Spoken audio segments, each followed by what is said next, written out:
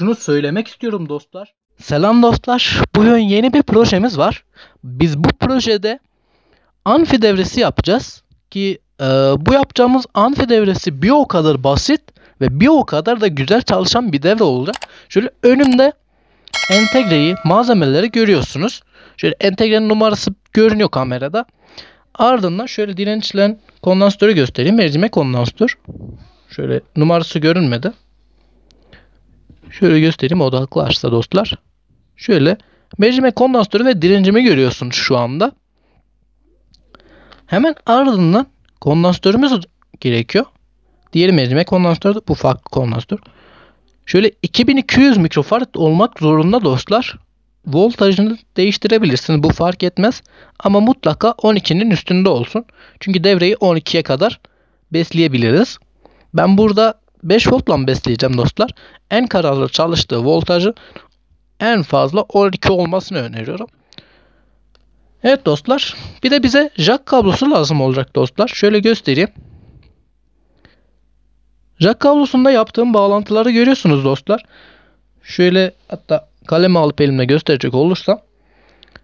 Burası bizim eksi hattımız olacak dostlar. Sağ ve sol olmak üzere şu iki pini birleştireceğiz dostlar. Tek hat üzerinden götüreceğiz. Şunların birleşmemesi gerekiyor. Şunu tek hat üzerinden götüreceğiz. Eğer tek hat üzerinden götürmezsek bazı müziklerde dostlar şey oluyor mesela sağa vuruyor, sola vuruyor kulaklıkta. Bundan dolayı sesimiz kısılıp çoğalabilir. Ama biz bunu istemediğimiz için her şekilde aynı dengede çalışmasını istediğimiz için biz bu ikisini birleştireceğiz. Hemen bağlantılarımıza başlayacak olursak dostlar. Şöyle kondansatörümü alıp 7 ve 1 ile birleştireceğim. Kondansatörümüzün eksisi şöyle göstereyim dostlar. Birinci bacaktan şöyle 7. bacağa kadar gidecek. Şöyle 1 ve 7 arasına bağlayacağız dostlar. Hemen ardından dostlar şöyle odaklayayım. Hemen ardından 3. bacağa mercimek kondansatörümüz gelecek. Tabi burada dikkat etmeniz gereken dirençsiz tarafı. Yani direnç bağladığımız direkt dirençten bizim jack kablosuna gidecek. Yani sinyali aldığımız bacak olacak.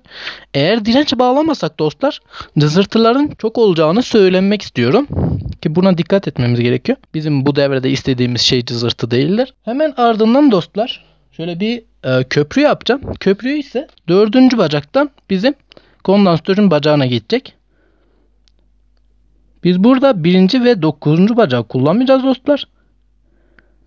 Trimpot da bağlamayacağız. Bunu nedenini şöyle söyleyeyim dostlar. Eğer trimpot bağlamak istiyorsanız 5. bacak ve eksiye bağlayabilirsiniz. Ama trimpot bağladığınızda dostlar sesini açıp kısmak için kullanacağımız malzemedir bu arada bilmeyenler için. Eğer trimpot bağlayacaksak şöyle söyleyeyim. Devrenin çok istikrarlı çalışmadığını söylemek istiyorum. Çünkü daha çok parazitlenme oluyor ve ben bunu istemiyorum. O yüzden trimpot bağlamayacağım dostlar. Şöyle hemen diğer bağlantılarımı da tamamlayarak devam etmek istiyorum dostlar. Şöyle kısaca bir bağlantılarını göstereyim dostlar. Hemen. Şöyle odaklasın dostlar. Evet. Şöyle şunu yana alayım.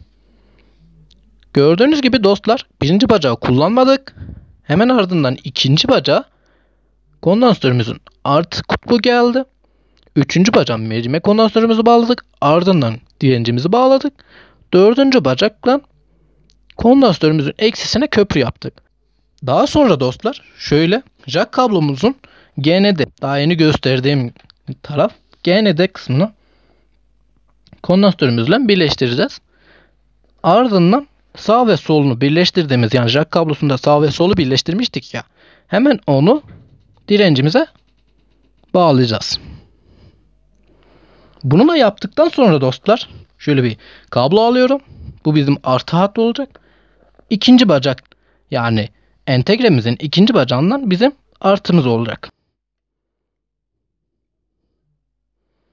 Evet. Artımızı aldık. Hemen hoparlör bağlantılarına geçeceğim dostlar. Şöyle hoparlörümü göstermek istiyorum dostlar. 10 wattlık. Şöyle ne kadar görünecek? 10 wattlık 5 ohmluk bir hoparlör. Ki hoparlörüm zaten daha önceden bozulmuştu. Şöyle yaptım ama çok da iyi çalıştığını söyleyemem. Elimde başka hoparlör olmadığı için böyle yapmak zorunda kaldım. Hoparlörümü 8. ve 6. pini bağlayacağız. Şöyle 8 ve 6. pine hoparlörümüzü bağlıyoruz. Ardından işlemimiz bitiyor zaten dostlar. 8 ve 6'ya bağladık dostlar. 5. pin burada boş kalıyor. Bu kadar bağlantılarımız dostlar. Hemen eksimizi de alalım.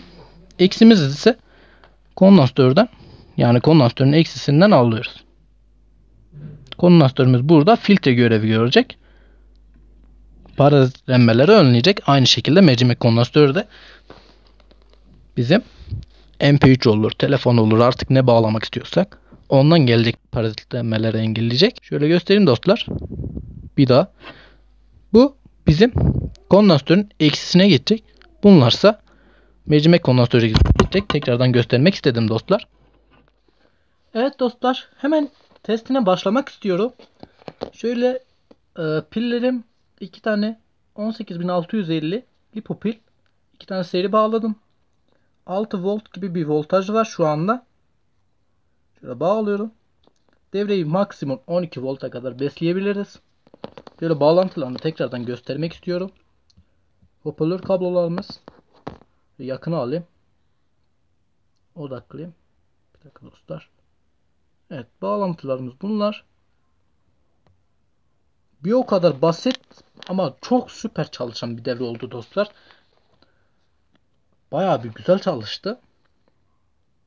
Şöyle şuna dikkat etmenizi istiyorum dostlar. Şu kablolar birbirine değmeyecek. Bir de şöyle taktığımız anda şu sesi duyuyorsunuzdur umarım. Şöyle tıs diye bir ses gelir. Böyle en sona taktığımızda da pat diye ses gelecek.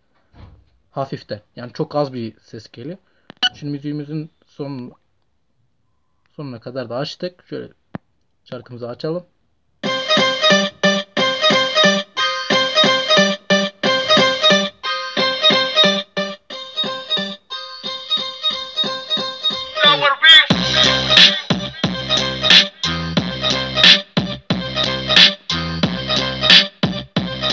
Şunu söylemek istiyorum dostlar. Yani çok süper bir bası var. Şunu mutlaka söylemek istedim. Süper bir bası var. Ki benim hoparlörümün de bozuk olmasına rağmen tekrardan müziğimizi açalım.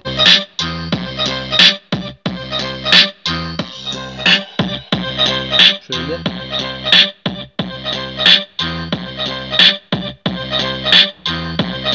Farklı bir müzik açalım.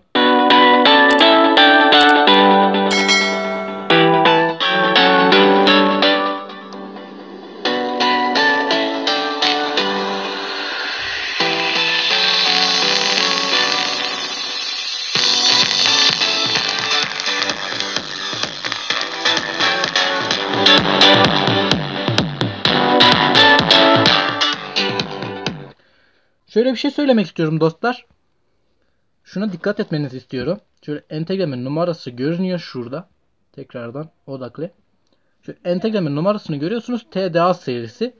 Şöyle bir şey söylemek istedim dostlar. TDA serisinin genelde, yani TDA serisinin tümü amfi devrelerinde kullanılabiliyor. Birkaçı dışında. Bazıları var kullanılamıyor. Ama geneli amfi devreleri için üretilmiş oluyor. Amfi devreleri için kullanılabiliyor. Eğer sizin elinizde aynı numaradan yoksa yorumlar kısmından belirtebilirsiniz. Ben de devresini sizlerle paylaşırım. Sizler de yaparsınız. Eğer merak ettiğiniz başka bir konu varsa yine yorumlar kısmından bana belirtebilirsiniz. Çekmemi istediğiniz bir video varsa yine yorumlar kısmından bana belirtebilirsiniz. Bir sonraki devrede, bir sonraki projemizde görüşmek üzere.